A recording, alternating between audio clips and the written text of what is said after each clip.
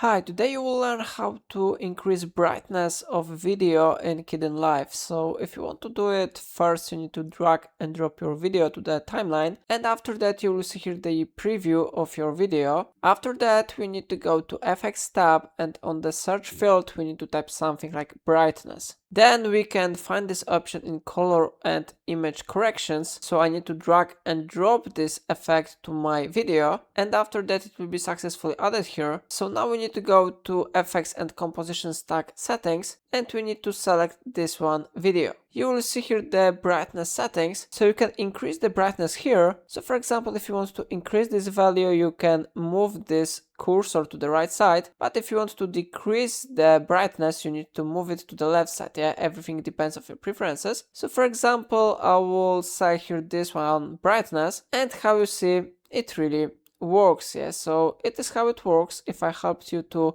increase brightness of your video in Kdenlive, remember to like this tutorial and subscribe my channel. Please let me know in comment if it's not your problem.